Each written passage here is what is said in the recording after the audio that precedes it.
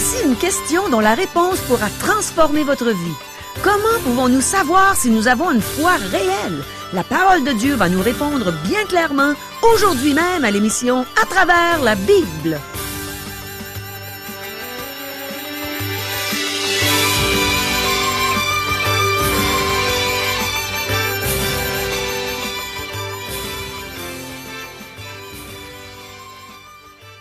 Chers auditeurs, pour en savoir davantage sur le contenu de cette émission, vous pouvez contacter en tout temps Radio Espoir via Internet à www.radioespoir.ca ou par téléphone, sans frais, au 1-877-l'Espoir, 1-877-537-7647. Bonjour, ici Caro. Je suis dans la joie parce que je sais qu'aujourd'hui, les réponses à nos questions vont être d'un puissant encouragement pour chacun de nous, les croyants. Et en plus, j'aimerais encourager les gens qui n'ont pas encore la certitude d'avoir la vie éternelle, d'écouter les enseignements qu'on va recevoir. Je peux même vous dire que c'est une question de vie ou de mort. Alors voici les questions. Est-il possible d'être certain de ressusciter un jour? Au retour de Jésus, qu'est-ce qui va arriver à ceux qui vont l'avoir rejeté? Quels sont les divers jugements mentionnés dans la Bible? Que signifie le terme « les arts de l'esprit » ? Comment pouvons-nous savoir si nous avons une foi réelle? Est-ce que notre âme va mourir un jour? Est-ce que les croyants devront rendre compte à Dieu pour leurs œuvres? Comment est-ce qu'un croyant qui souffre peut être dans la joie? Eh bien, demeurez avec nous. Les Saintes Écritures ont les réponses à toutes nos questions et dans quelques instants, on va entendre tout ce bon enseignement par la bouche du pasteur Régent Joly. Mais premièrement, prions. Seigneur, c'est avec joie qu'on entre dans ta présence pour te dire quel Dieu merveilleux tu es et pour te demander de nous instruire aujourd'hui. Parle-nous, Seigneur, par la bouche de ton serviteur. Enseigne-nous, on s'attend à toi, mon Dieu. Amen. À toi, Régent. Merci beaucoup, Caro. À la dernière émission, nous avons terminé l'étude du chapitre 4 de la deuxième épître de Paul aux Corinthiens. Nous avons vu que le Seigneur Jésus console les siens lors de persécutions et de souffrances. Nous portons le glorieux message de l'Évangile dans des vases de terre, afin que Dieu reçoive toute la gloire. En effet, nous sommes des êtres fragiles, et si Dieu nous abandonnait, nous ne serions rien. Sans lui, nous ne pouvons rien faire.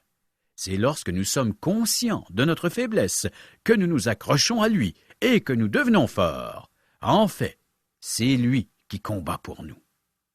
Le chrétien fait face à des souffrances parce que le monde le hait, comme il a haï le Seigneur Jésus. De plus, Dieu permet que nous souffrions afin de briser notre orgueil et nous libérer de notre péché. C'est lorsque nous pouvons faire briller sa gloire qui se trouve dans notre cœur que nous lui sommes utiles.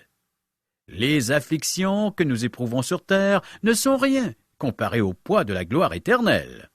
La mort n'est pas la fin de tout, mais une porte d'entrée pour l'éternité.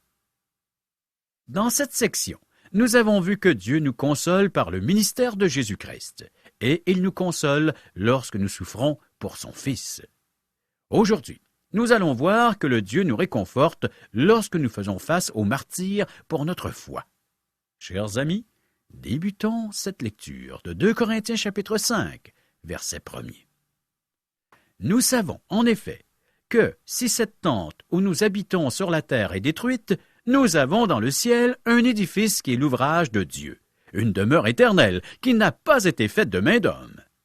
Nous savons que nous ressusciterons. C'est une certitude pour le croyant.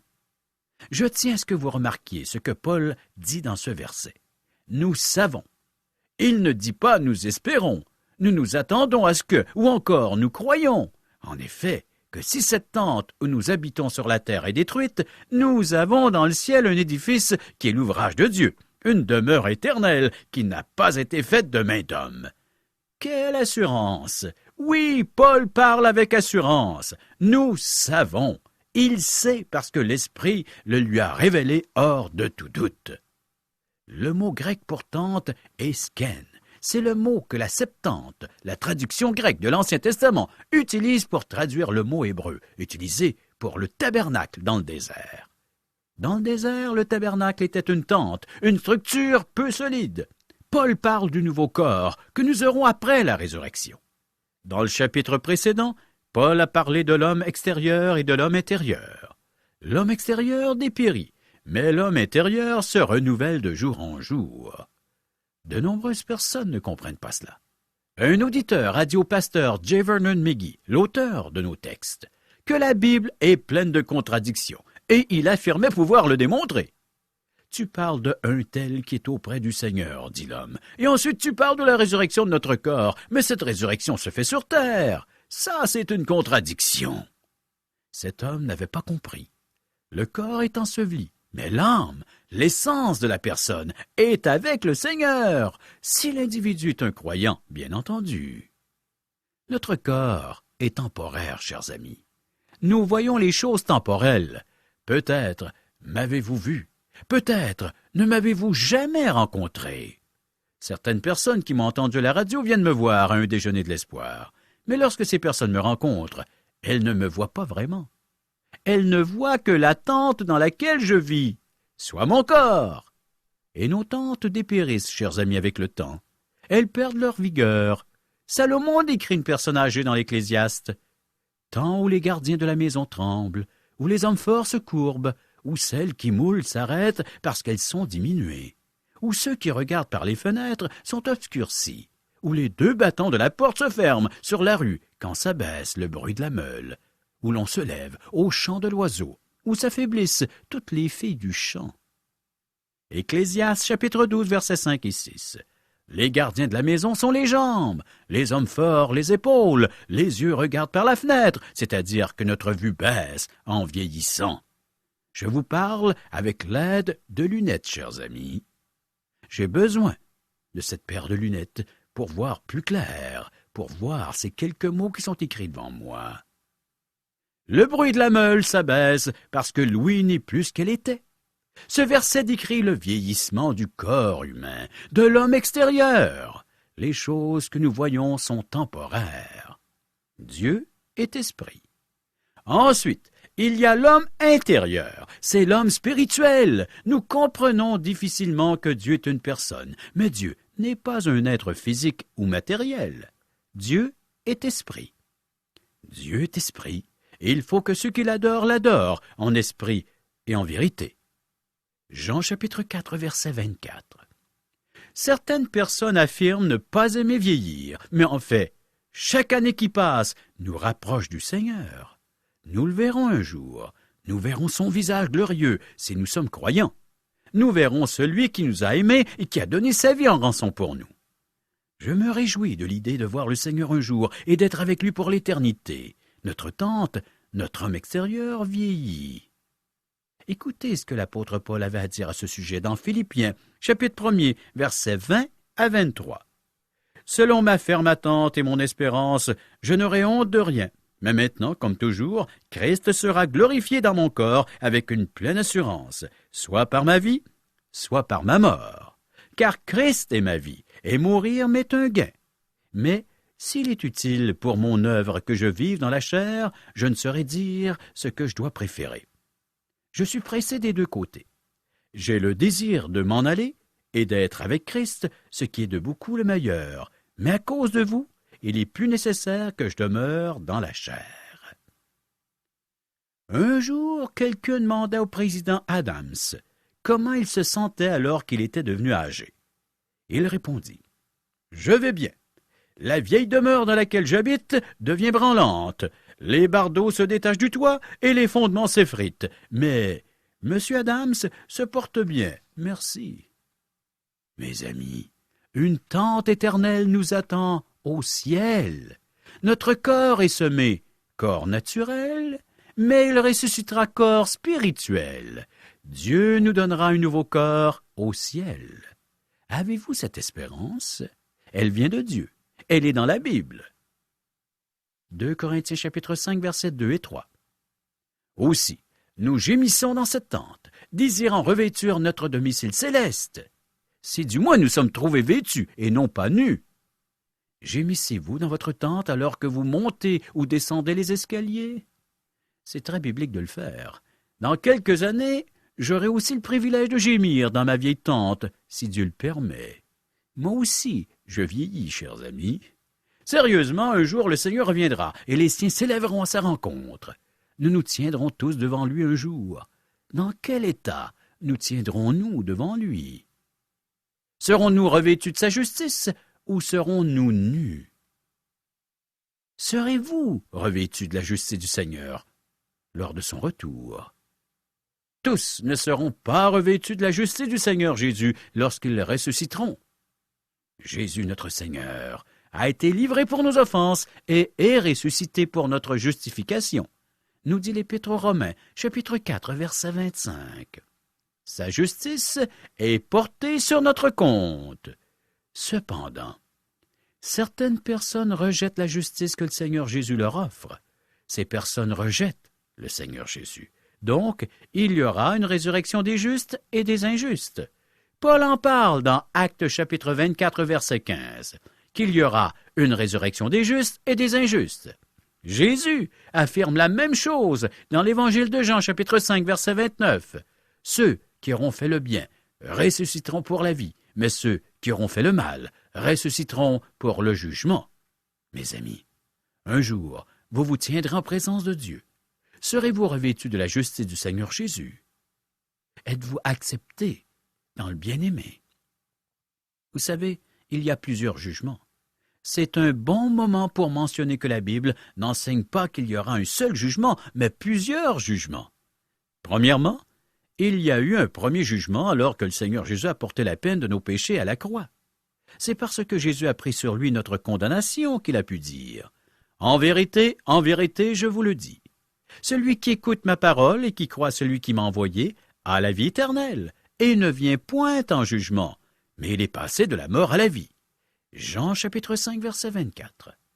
Deuxièmement, il y a le jugement que l'on fait de soi. 1 Corinthiens chapitre 11, verset 31. Si nous nous jugions nous-mêmes, nous ne serions pas jugés. Troisièmement, de plus, il y a le jugement que Dieu exerce sur les croyants en les châtiant. Car le Seigneur châtie celui qu'il aime, et il frappe de la verge tous ceux qu'il reconnaît pour ses fils. Hébreux chapitre 12, verset 6. Quatrièmement, plus loin dans ce chapitre, nous verrons que les œuvres des croyants seront jugées. Cinquièmement, la nation d'Israël sera jugée. Sixièmement, toutes les nations seront jugées. Septièmement, les anges déchus seront jugés. Et, finalement, huitièmement, il y aura le jugement du grand trône blanc, que nous retrouvons dans le livre de l'Apocalypse. Tous les perdus comparaîtront à ce tribunal. Ils ne seront pas revêtus de la justice du Seigneur Jésus, mais ils seront spirituellement nus. Ils seront jugés par leurs œuvres comme ils l'ont désiré. C'est un choix. L'éternité est un choix pour vous et moi. Verset 4. Car tandis que nous sommes dans cette tente, nous gémissons, accablés, parce que nous voulons non pas nous dépouiller, mais nous revêtir, afin que ce qui est mortel soit englouti par la vie. Si vous avez envie de gémir, ne vous gênez pas, mes amis, c'est biblique. Oui, la parole de Dieu nous dit que celui qui est croyant sur cette terre gémit dans sa tente. Nous portons un fardeau. C'est bien le cas. C'est pourquoi nous gémissons dans nos corps. Venez m'entendre gémir de temps à autre. Ce n'est pas que nous craignons d'être nus en comparaissant devant le Seigneur, car nous savons que nous serons revêtus de sa justice. S'il est notre Sauveur, il est notre seul espoir. Nous gémissons parce que nous vivons dans un corps qui vieillit. Verset 5. Et celui qui nous a formés pour cela, c'est Dieu, qui nous a donné les arts de l'Esprit. L'Esprit en nous garantit notre rédemption finale. Les arts de l'Esprit indiquent que nous recevrons encore davantage. Les arts sont habituellement ce que nous appelons un dépôt au moment que nous négocions un achat. Il nous a donné l'Esprit qui habite dans nos corps faibles et fragiles. L'Esprit n'est qu'un acompte. Le Seigneur Jésus nous a rachetés et le Saint-Esprit habitant en nous est un dépôt. Un jour, nous quitterons notre vieille tente pour aller à la rencontre du Seigneur. C'est toute une nouvelle perspective qui est ouverte pour nous. Verset 6. Nous sommes donc toujours pleins de confiance, et nous savons qu'en demeurant dans ce corps, nous demeurons loin du Seigneur. Nous sommes chez nous dans notre corps. J'aime le corps que le Seigneur m'a donné. J'ai quelques cicatrices dues à des petits accidents, mais au cours des années, je me suis habitué à mon corps, et je m'y sens à l'aise. Cependant, tant que je suis dans ce corps, je demeure loin du Seigneur. J'ai hâte de pouvoir m'y approcher. Et vous? Verset 7. Car nous marchons par la foi et non par la vue. La foi, c'est faire entièrement confiance à ce que Dieu dit. Comment est-ce que Paul pouvait être si certain que nous serons avec le Seigneur après avoir quitté ce corps? Paul dit que nous marchons par la foi. Nous croyons ce que Dieu dit. Je préfère prendre sa parole que celle de toute autre personne. La foi, c'est faire entièrement confiance à ce que Dieu dit. Nous vivons dans nos corps et nous demeurons loin du Seigneur. Verset 8. Nous sommes pleins de confiance, et nous aimons mieux quitter ce corps et demeurer auprès du Seigneur. L'âme ne meurt pas. Ce verset souligne le contraste entre habiter ce corps et habiter près du Seigneur. Rappelez-vous que votre âme ne meurt pas. L'âme ne meurt jamais, mais elle se rend auprès du Seigneur. C'est le corps qui s'endort. C'est le corps qui doit être changé. Rappelez-vous qu'au retour du Seigneur, de nombreuses personnes ne verront pas la mort, mais leur corps devra tout de même être changé. Voici, je vous dis un mystère. Nous ne mourrons pas tous, mais tous nous serons changés. Car il faut que ce corps corruptible revête l'incorruptibilité et que ce corps mortel revête l'immortalité. 1 Corinthiens chapitre 15, les versets 51 et 53. C'est le corps qui s'endort et c'est lui qui se relèvera. Ce n'est pas l'âme ou l'esprit qui ressuscite. Anastasis, le mot grec traduit résurrection, signifie tenir debout. C'est le corps qui se tiendra debout. Sachons cela, nous marchons par la foi. Versets 9 et 10. C'est pour cela aussi que nous nous efforçons de lui être agréables, soit que nous demeurions dans ce corps, soit que nous le quittions. Car il nous faut tous comparaître devant le tribunal de Christ, afin que chacun reçoive selon le bien ou le mal qu'il aura fait, étant dans son corps. Béma est le mot grec traduit tribunal. C'est l'endroit où les juges d'une ville exerçaient leurs fonctions. Le peuple venait s'y faire juger. Les causes jugées n'étaient pas du type à mériter des condamnations à mort. Au tribunal du Seigneur, seuls les croyants seront jugés. Ils ne seront pas jugés pour leurs péchés, car le Seigneur Jésus a été condamné à leur place lorsqu'il fut crucifié. Ce tribunal déterminera les récompenses que vous recevrez. Nous rendrons compte à Dieu pour nos œuvres sur terre. Lorsque Paul dit « il nous faut tous comparaître », il s'adresse aux croyants. Tous les croyants seront jugés pour recevoir ce qu'ils ont mérité par leurs œuvres. Ils seront jugés pour leur conduite alors qu'ils étaient dans leur corps. Le Seigneur examinera notre marche chrétienne. Lorsque nous serons en sa présence, nous en aurons terminé avec nos vieux corps mortels. Dieu nous demandera quel usage nous en avons fait. Comment avons-nous vécu sur terre? Paul a traité cette question en écrivant aux Philippiens. Il a dit « Car Christ est ma vie et mourir m'est un gain ». Philippiens chapitre 1er verset 21. Ensuite, il parle de son désir d'aller et d'être avec le Seigneur, mais aussi de son désir de voir son ministère auprès des Philistins être prolongé. Il veut vivre plus longtemps afin de prêcher l'Évangile. Le pasteur J. Vernon McGee, l'auteur de nos textes, a eu une réaction semblable lorsqu'il a appris qu'il avait un cancer et que les médecins lui laissaient peu d'espoir. Il s'est senti comme un jeune garçon à l'école du dimanche. Le pasteur demande aux membres de l'Église « Combien veulent aller au ciel ?» Tous levèrent la main, sauf un jeune garçon. « Ne veux-tu pas aller au ciel ?» lui demanda le professeur du haut de son estrade. « Oui, » répondit le garçon, « mais je pensais que vous organisiez un départ pour ce soir. » Comme ce garçon, disait le pasteur McGee, je ne voulais pas partir immédiatement lorsque j'ai appris que j'avais le cancer. Paul ne voulait pas partir et il voulait avoir l'occasion d'exercer son ministère un peu plus longtemps.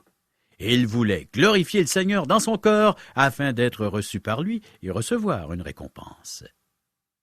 Chers amis, c'est ainsi que je me sens. Je veux demeurer moi aussi dans mon corps et faire le plus possible pour le Seigneur. Voici le premier motif des croyants. Nous comparaîtrons tous au tribunal du Seigneur Jésus et nous rendrons des comptes au sujet de notre marche chrétienne. Assurons-nous cependant de ne pas confondre le tribunal de Christ avec le jugement du grand trône blanc que nous lisons dans l'Apocalypse chapitre 20 versets 11 à 15, devant lequel seulement les incroyants comparaîtront. Si vous êtes un croyant, votre nom est inscrit dans le livre de vie et vous avez la vie éternelle. Ce n'est pas moi qui le dis, c'est la parole de Dieu. Cependant, vous comparaîtrez devant le tribunal de Christ pour recevoir des récompenses. Vous et moi, nous nous tiendrons devant le Seigneur. Ceci devrait nous motiver à bien le servir, de savoir qu'un jour, nous serons devant notre Seigneur. Ensuite, lorsque nous comparaîtrons devant lui, il pourra nous dire « C'est bien, bon et fidèle serviteur, entre dans la joie de ton maître. » Le chrétien n'a pas à craindre les détresses, ni les souffrances, ni la persécution, ni la mort. Qu'importe ce qui lui arrive, il recevra un corps spirituel et immortel qui ne sera plus sujet à la mort ni à la corruption. Le croyant qui décède se retrouve en présence du Seigneur Jésus et il accompagnera le Seigneur lors de son avènement, c'est-à-dire lors de son retour. Car la Bible nous parle d'un retour imminent de notre Seigneur Jésus-Christ. Oui, pour cette terre. Son corps ressuscitera à cette occasion alors que le corps des croyants vivants au moment du retour du Seigneur sera transformé. Notre âme ne meurt jamais. Et il y a un repos céleste pour les croyants, pour ceux qui sont adoptés dans la famille de Dieu. C'est pourquoi nous n'avons pas à vivre dans la crainte et dans le désespoir dans ce monde, un monde d'injustice et de violence. Si la rébellion de l'humanité contre son Créateur entraîne la souffrance, que nous voyons partout dans le monde, le chrétien, tout en n'échappant pas à cette souffrance, peut éprouver une joie, car Dieu est avec lui. Et il le sera pour l'éternité. Notre passage sur terre est un pèlerinage. La souffrance du croyant est temporaire. Après la mort, il sera avec le Seigneur Jésus, là où il n'y aura plus ni mort, ni maladie, ni souffrance, ni pleurs, mais une relation intime avec Dieu, notre Créateur, qui nous a aimés au point d'envoyer son Fils Jésus mourir pour nous. Par contre, pour celui qui rejette le Seigneur Jésus, c'est une éternité de souffrance qui l'attend. C'est la condamnation pour avoir rejeté le Seigneur Jésus qui lui a proposé le don gratuit de la vie éternelle. Il n'a pas accepté que la rançon payée par le Seigneur Jésus couvre ses péchés. Il a voulu vivre sans Dieu ou se mériter le ciel par ses œuvres. Cette personne ira donc à la perdition éternelle. Mes amis, le Seigneur Jésus vous invite à venir à lui pour le repos de vos âmes. L'apôtre Jean a dit « Je vous ai écrit ces choses, afin que vous sachiez que vous avez la vie éternelle, vous qui croyez au nom du Fils de Dieu. » Le Seigneur Jésus vous invite à le recevoir afin qu'il puisse terminer avec vous votre pèlerinage sur terre. Vous ne serez pas exempt de toute souffrance, mais il sera là pour vous consoler, pour ensuite vous recevoir avec lui au ciel, là où il n'y aura plus de souffrance. Voilà ce que Dieu nous offre, ce que Dieu t'offre à toi qui es à l'écoute de cette émission. Tu peux le recevoir. C'est un don gratuit. Jésus a tout payé pour toi à la croix. Il a porté ta condamnation. Prochaine émission, 2 Corinthiens chapitre 5, les versets 9 à 16. Merci beaucoup, Régent. Mes amis, vous ne trouvez pas que c'est merveilleux d'entendre ce qui va arriver à tous ceux qui ont la foi réelle, à tous ceux qui font entièrement confiance à Dieu dans tout ce qu'il dit? Je suis tellement heureuse d'avoir réalisé un jour que j'étais une pécheresse perdue, mais que Dieu me disait clairement dans sa parole, dans la Bible, ce que j'avais à faire pour être pardonné et pour recevoir le don gratuit de la vie éternelle. Mes amis, j'ai simplement cru que Jésus est mort sur la croix à ma place, qu'il a été mon substitut, qu'il a payé la dette liée à mon péché. Jésus a pris sur lui le châtiment que je méritais. J'ai mis ma confiance en Jésus seul pour me sauver des conséquences du péché. Et maintenant, comme Régent l'a mentionné, au lieu d'être jugé pour mes péchés lors du jugement dernier, je vais comparaître devant le tribunal de Christ pour recevoir des récompenses.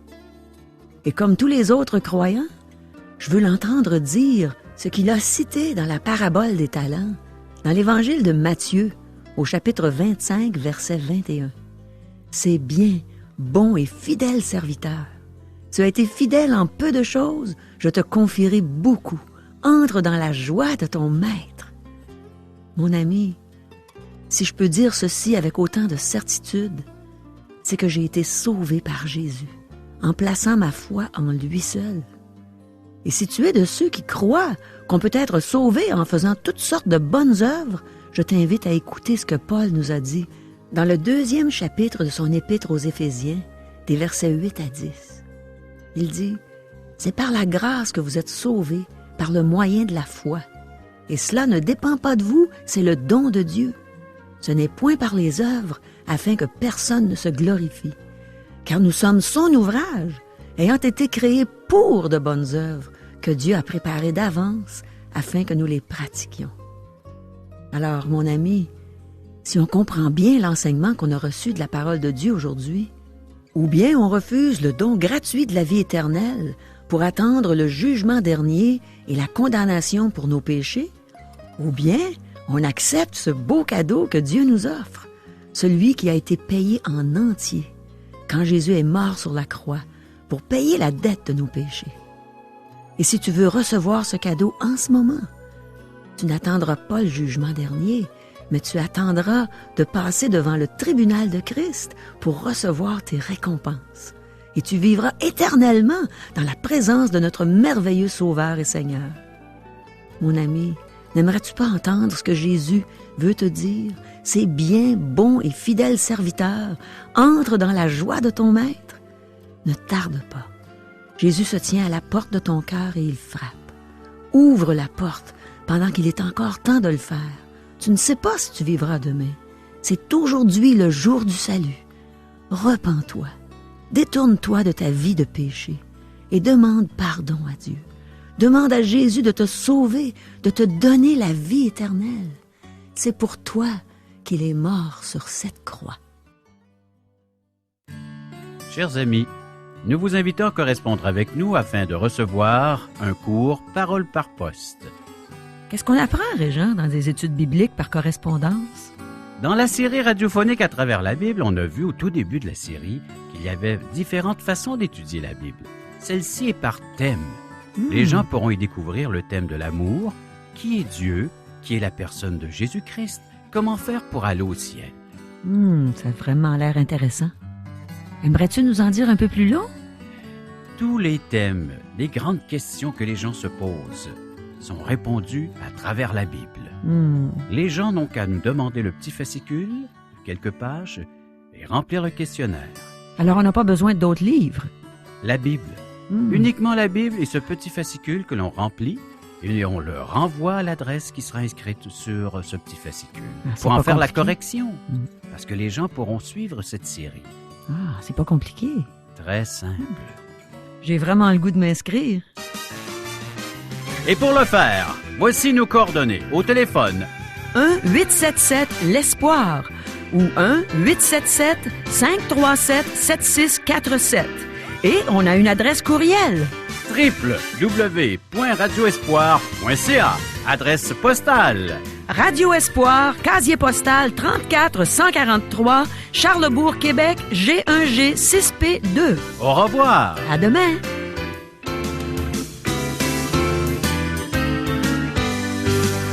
Cette émission vous a été présentée par Radio Espoir.